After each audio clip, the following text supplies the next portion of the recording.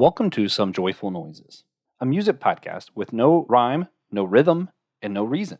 This show is a proud part of the Anazal Podcast Network. I'm Joshua Noel. I am the producer of this show.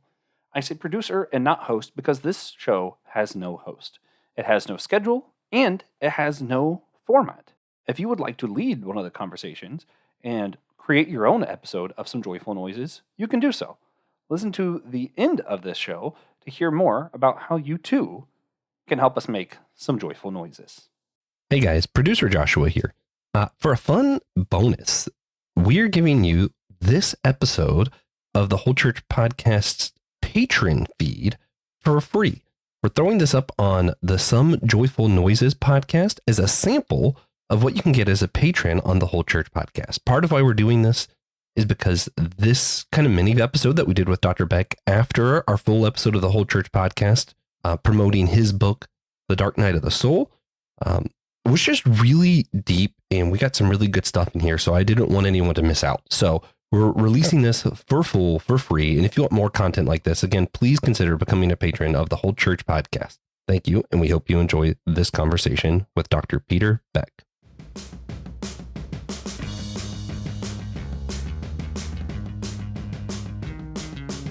Who are they? Judah and the Lion. I like doing the bonus things where I just hit record while we're talking. Good question, actually. I don't know a ton. I do know I followed the one guy's relationship for a while because like he fell in love and then he tried to leave her. Then there's this song that their most popular song is like what's that song called? Yeah, I don't know. I know anytime except for now. I take it all back. He's like, I would take it all back just to be with you or to have you or something. And then they end up getting back together and then having a really nasty divorce. And he wrote one song after the divorce that really had nothing to do with it. That I was like, okay, I mean, this is cool, but like, why'd you release an album right after that and it not have to do with that? Yeah. And then this was kind of like a couple of years after he releases this album. It's like the process of grief, and it's supposed to go through like, you know, denial, anger, all the different things. Like they even have like songs that are titled that are mostly just music numbers. But yeah, so Judah and the Lion are a early 2010s folk band, folk pop rock. They've done a lot: bluegrass, folk, pop rock. Like they're one of those guys. They went to Belmont University. Mm-hmm. Judah and one of the others were studying music there together. When it's in Nashville, so you know, naturally. Right. And part of their program is they have to produce stuff in the studio and some other stuff. So that's cool. I just never heard of them. I like bluegrass. I mean, I've seen Steep Canyon Rangers multiple times, but you know, some of this alt stuff. So I'm going, that's interesting, but who are they? Yeah. Their first album hit, I think, number 4 on Billboard's bluegrass charts. Oh wow. Yeah. Cool. Yeah, it's like a folk pop blend, which at first I was like, that sounds awful. And then when I first listened, I really didn't like it. It wasn't until like I heard a couple that I was like, I think I actually do really enjoy it. Yes. They're I actually know somebody who lives in the same neighborhood as them, weirdly enough. Which is kind of cool. Small world. Yeah. They were going to, I forget who it was, but they were going to get their records with a Christian recording group. But they realized some of the stuff about the CCM culture and world, about like how much limitations they are. And they were kind of like, we don't want to just produce music that's already out there, actually. So they did something different. And they're not like hugely famous. I feel like in Tennessee, they're a lot more well known than outside of Tennessee. Yeah, they've had their moments. Like, you know, they were on Conan. They've been on Tonight Show with James Corden. They've been on Jimmy Fallon. I think the coolest thing they've ever done is they opened for Incubus. Love Incubus. Crazy. I don't know who that is. What? But yeah, he's weird. And Jimmy Eat World. They've opened for Jimmy Eat World. I know that one. 21 Pilots. I definitely know that was a weird one to find out. Yeah, but they kind of fill the same space. That one made sense. Yeah, but it's weird because I feel like historically going through their album, because I followed them for a long time now. They have songs that are like Going to Mars, and it's just kind of like fun, and it's like folk and pop, and it's like, we're going to go to Mars. And I'm like, okay, cool, vibing with this. And then they have one that's like, it's called Okay. and it's talking about, he's like, all the stuff going on in his life is like, but it's okay. It's okay. It's okay. And it gets to like the bridge. He's like, actually, it's effing not okay. And he gets really angry and passionate. And you're like, okay, so we went from like going to Mars, woo, and then like the next album, we're into like this. I keep telling everybody it's okay, but it's definitely not. And I'm like, what? Who are you? Like, I keep asking the same thing, really. I'm like, who are you? Their next album was going to be Butthurt. Or Butthurt. You know, I would listen. I'd listen to Butthurt. Yeah, they are. Yeah, we got Process and then Butthurt. Yeah, they're one of those groups that are like, you know, they're gonna write what they're thinking. Yeah, I feel like they're just kind of doing what they want. Yeah, yeah, which is fine. I prefer that than like the people who are just very clearly trying to do what they think is going to make the most money. That stuff irritates me. Just if you're an artist, I want to see what you want to put out in the world. Yeah, personally. There you go. Cool. Like I said, I was just curious because I read the lyrics and I went and watched the video and went, what are these guys doing? They have bluegrass instruments, but they're electric. But they don't sing like bluegrass. You know, are they grunge? Are they grunge grass? I mean, are they? That's yes. All of these are valid questions. I think alt grass is what they should be. But an electric mandolin is awesome. I'd never seen one until like Judah and the Lion got popular. Yeah, it's pretty cool. Yeah, I saw an electric violin with Skillet, but that was like forever ago. Back when Skillet was less divisive. But I think what's interesting too is like until like this album came out, I didn't do like a lot of research in people's lives because I don't care about the lives of like the artists or actors that I like, because I typically find that the more I learn about them, the less I like them. So I'm like, I'd rather just not know. But this album made me curious. Yeah. And then they invite you on podcast and you're like, man. Yeah, I'm excited to meet you. And then you go later, nah, I really wasn't. But you feign interest to get you in trouble. Oh, man. But yeah, so I did more research in their lives with this one. So just because like until this came out, I was always like, I'm assuming they're Christian or Jewish because of the name, but it wasn't like as explicit. But I feel like naming a song Long Dark Night. Yep. It gets pretty like, yeah, that's just a Christian reference at this point. Like, whoa. Hard to get around that. He picked it up in class since they went to Belmont and went, that's a cool image. And yeah. So the episode I did with Dr. Beck, TJ missed, which is part of the cool thing about doing this a little bit later too, is that TJ actually gets to still hang out with Dr. Beck a little bit. You know, yeah, I did. It's good to hang out with our podcast friends. Yeah. Yeah. He didn't. He was working. He was making money from the man. What a loser. But then yeah, no, but we talked a lot about PTSD and some of like your history in the book that you have coming out in that. And your book is titled Dark Night of the Soul, subtitle, My Brain is Bad. No, that's not the subtitle, but yes, it's close. Yes. That would have been a very entertaining subtitle.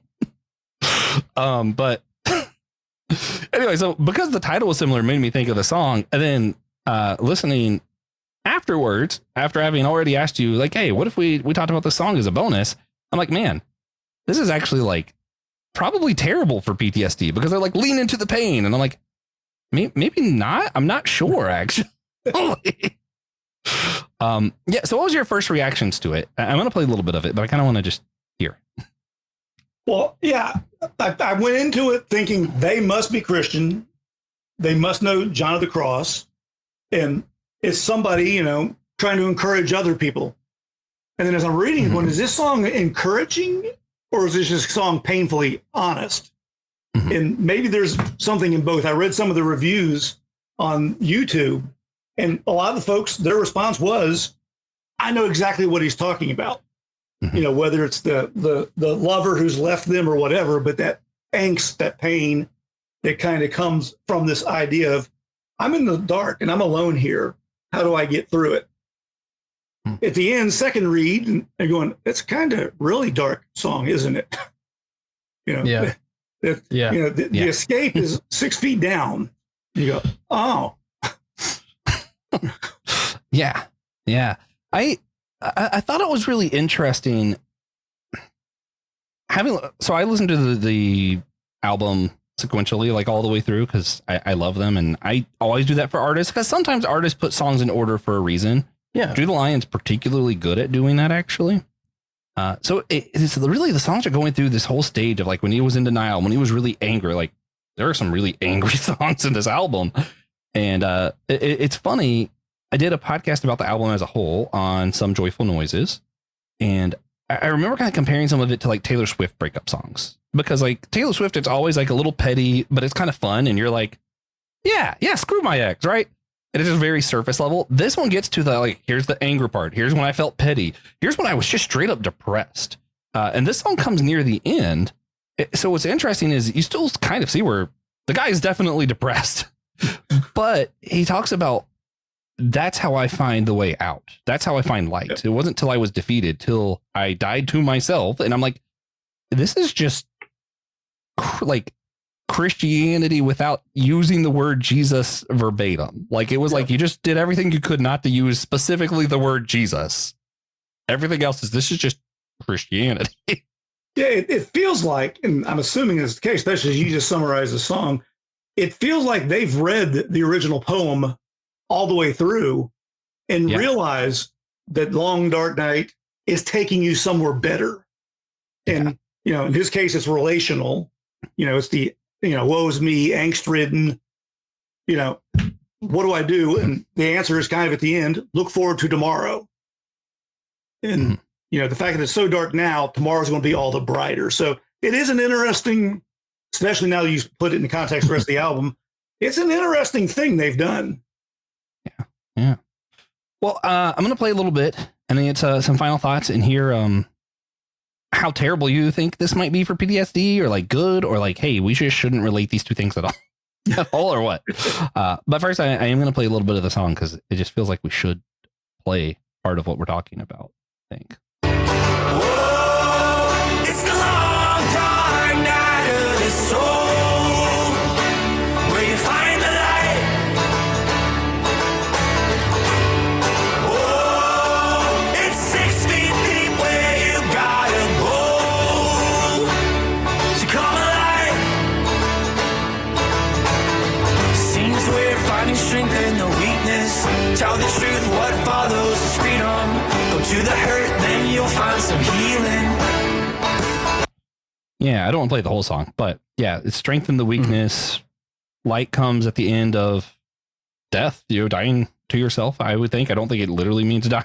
I hope not. Right. Yeah. TJ, what are some of your thoughts? I feel like I heard Dr. Beck, but I don't know if I've ever actually heard you talk about this. I don't think we've talked about this album together. No. I don't. It's like the boom clap sound. I kind of got over it when I was like 15, 16. Yeah, that's fair. But they're fine. They're good. Personally, I always saw it as more of like an ego death situation where, like, to get over this, I have to get over myself, and that's kind of how I saw it. I didn't watch the video, which I still think digging a 6-foot hole for yourself could be, symbolic of ego death. Mm-hmm. But that's just kind of the way that I took it. Yeah. And that's how I see the song. And it does kind of make me think, because like Jude and the Lion are so on their sleeve. Like, is this the end of like this downturn that he's been in since his divorce? Like, is the next Jude and the Lion album going to be super happy? Mm-hmm. Who knows? Kind of hope so. Yeah. I do also, I want to put in context just for everybody before we move on, since not everyone's going to listen to my other episode or the whole album. One of the other songs, when he's talking about like the process near the end, I don't remember which stage he was in during this, but he talks about his ex and he goes, no, like, I actually truly wish you the best. I want the best for you. And I think the song might actually be called Best for You. And it's just so weird, like hearing everything that happened, seeing how it affected him and how it made him feel even in this song. You're like, okay, that's actually huge that he's able to say that. And that's where I think that when he talks about light after death, he probably doesn't mean dying would be better, but rather that he's growing, much like Dr. Beck talks about with the poem. It's more that this dark night is bringing him somewhere better. And that better place is even saying, I wish the best for you to someone who made him feel this way. And I still feel a little bit challenged by that because I'm not sure how I would handle the same situation. But yeah, anything to add before we move on to like how this might relate to the kind of themes and messages in Dr. Beck's book? Because I am curious. No? All right. So Dr. Beck, your book is more about PTSD, dealing with more of like an ongoing trauma. What he's talking about seems like it's more like a one-time event that he grew past. You mentioned in the episode proper, PTSD isn't something that you grow past. It's something you have to learn to live with. How does this song make you feel? Or do you just like, hey, these shoes shouldn't be compared side by side, and Josh was dumb for making us do this? Or where are you at with this? Is that an all of the above kind of answer? Can I take deep? Yes. No, I mean, with the song, like any song or art, you got to realize a lot of it's done in metaphor, right? And so you can't take some of it. I mean, I don't want to say at face value, but yeah, he's not encouraging you to go kill yourself. Life's going to be better. Yeah. But, for the person who's struggling with mental health issues, PTSD, depression, it's not always as easy as burying it, but I don't think he's saying the burying it's easy. I think what he's saying is you've got to deal with it. And at some point, realize, okay, in the case of his divorce, I've dealt with it as much as I can. Mm-hmm. It's time to move forward. PTSD, you don't necessarily bury it and move on because, a loud car backfiring in the street may trigger somebody, or, they hear a song, or I was talking to somebody who lost mother and mother-in-law like 4 or 5 weeks apart this summer. Oh, man. One's birthday would have been this weekend. There's mothers. I mean, they're going to get over it, but periodically something in life's going to rip the Band-Aid off. Mm-hmm. And so I think as long as you approach art that way, you go, okay, I see what he's saying. And part of, one of the treatment methods that they use for PTSD is what's called prolonged exposure therapy, which is really bad because you think pet and there's nothing good about it. It's literally taking you back to it, walking through it mentally. I mean, they literally call part of it your imaginal. You identify what this thing was, and then you close your eyes and you discuss it with your therapist in detail, what you felt. And, my therapist, to be bluntly honest with you, she interrupted me one time and said, what just happened there? And I went, what? And of course, she's watching me. My eyes are closed. But apparently I started acting out the scene. My eyes, I bucked up a little bit and, braced. And so you do, in a sense, like the song says, have to kind of go through it and go back to it. Now, maybe at some point, some people will be able to bury their trauma. I mean, not bury it in the bad sense, like, oh, it's back there and it's going to come back from the dead one day, but bury it in the sense that you've dealt with it. And as best you can, put it behind you and move on. I mean, in the end, my military stuff was a long, long, long time ago. Comparatively. I can't keep reliving the 80s and 90s. I can't escape the effects of it. But, what can I learn from this, which is what the song is trying to encourage the people to do, and keep moving forward. Still in the dark night, but I'm not back there, mourning or hovering over the issue. I've accepted that this is a difficult part of life, but life keeps going. Or, like we talked about in the main episode, if you can do that, that's why a lot of people choose the alternative, right? They do choose the true 6-foot hole, or they choose alcohol or drugs because they can't move, if you will, past that. Maybe not even the trauma, but the discovery that, yeah, there was a trauma. If you keep reliving that, he could be in that house by himself for the rest of his life and be miserable. He's realized she's gone, ticked him off. At some point, he's going to go, okay, am I going to remarry one day? Am I going to move forward? And I think in that sense, that kind of song is helpful that way. I don't think, he's not encouraging people to go off themselves. Somebody may try to blame him. I saw today on the internet, some parents are suing ChatGPT because their 16-year-old, before he killed himself, asked ChatGPT, how should I kill myself? Yeah, that whole thing is crazy, man. Yeah. That's crazy. I think it's easy to move past the metaphor of burying something because, I'm a good old Southern boy. I was raised in South Carolina. I've buried a pet or two. It's very intimate. It's not just dig a hole, throw it in there. Like you're saying goodbye. And I mean, like literally picking it up and burying it, like doing the work. Yeah. You know, it's a little different than like a real funeral. Yeah. Him in Tennessee probably done something similar. Yeah. Yep. So that's what I'm thinking, is that it's not as simple as saying, you know, bury the issue. Yeah. Yeah. Well, I mean, in truth, whether it's the divorce that, you know, the songwriter's dealing with or loss of a pet or loved one, we buried 2 pets last year. I still occasionally take my 2 current dogs and we'll call them by the name of one of the ones from last year. Even though the one who died last year was German Shepherd, these 2 are labs. I still sometimes catch myself, bear, you know, which then becomes all the more frustrating because I, you know, yet again going, I'm losing my mind. But, you know, you're going to walk into a room and that's where the dog sat. Or first time you go to your grandparents' home and one of the grandparents is now gone. You're going to, I don't want to say lose your mind, but at some point you're liable to go, catch yourself, hopefully, before you say it out loud, but where's Grandpa? Because it just still feels like they ought to be there. You know, musically speaking, a really left turn here. The Gaither Vocal Band, you know, gospel, they've got a song, I forget the title of it, where it talks about him going through life, seeing something as he's driving to work or church or whatever, and he wants to pick up a cell phone and call his wife and tell her, hey, you won't believe what I just saw, because it was something that was important to her. And then it dawns on him, she's not there anymore. Yeah. And so it's not that we have ghosts per se, or, you know, voices in our heads, but those memories, good, bad, or otherwise, linger, but they go with you through the dark night. You know, and it's not going to be ultimately until the metaphor actually does prove true that when you pass through the grave, then you'll truly leave it behind.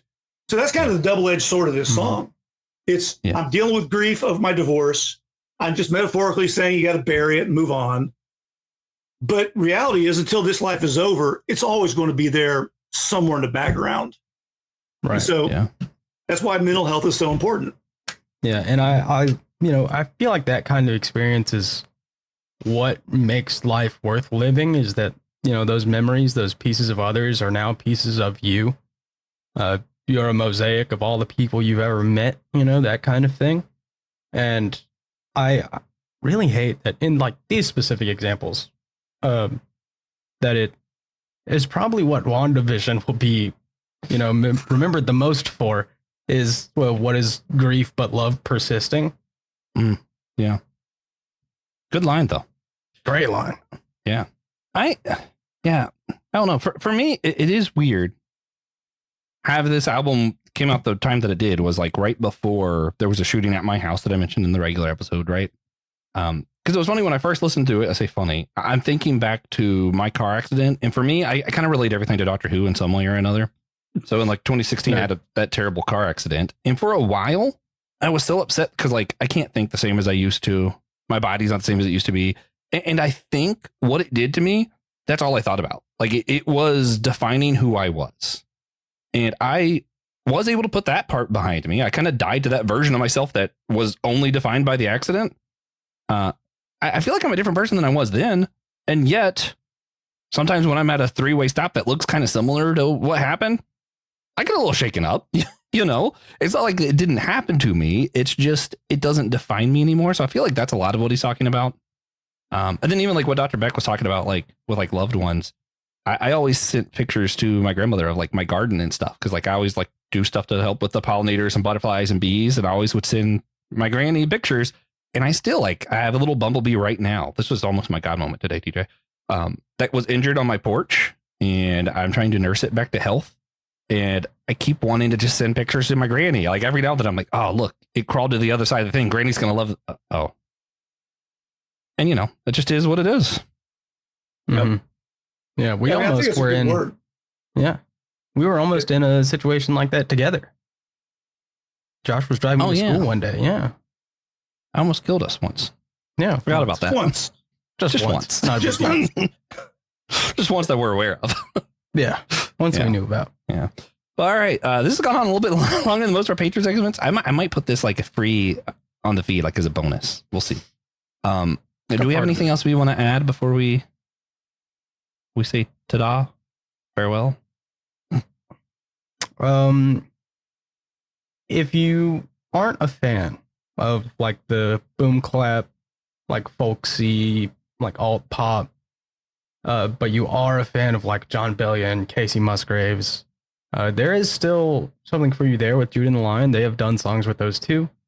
And, give it a check, give it a once over. Most of their albums do sound pretty different from one another. Like you can tell it's still Jude and the Lion, but they switch it up quite a bit. The Sweet Tennessee album's great. Sweet Tennessee, that is their first album. That's the one great. that's really bluegrass. Yeah, that's good. Check, yeah, that one. Well, that was the best one, in my opinion. But there's something there. I'm a big fan of John Bellion. Yeah, he's good. He's good. Also, Dr. Beck, again, what's the name of your book and where people can find it? It is Dark Night of the Soul in some subtitle about losing your mind. Yeah, I have a hard time it's okay, Josh. I sometimes have a hard time remembering what is the full subtitle, but it's basically a journey through despair, a journey of faith through that. It'll be available on Amazon, hopefully very, very soon. You keep an eye out for it. Go back and, search for that title, Dark Night of the Soul. You may get John of the Cross's poetry, or you'll find my book, or just, go and look for my name, Peter Beck.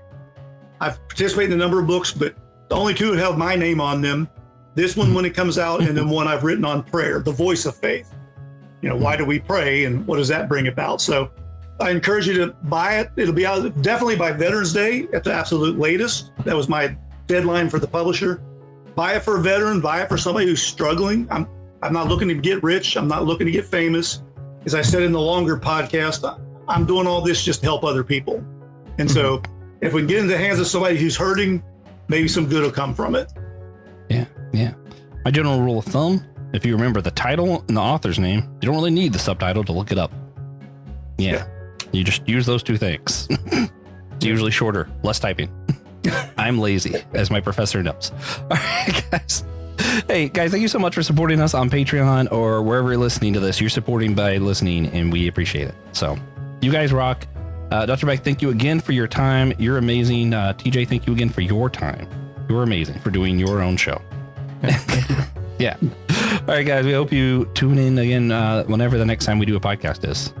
Till then, I feel like we have a sign off, but it's really just something about Frank's chant. So till then, see ya.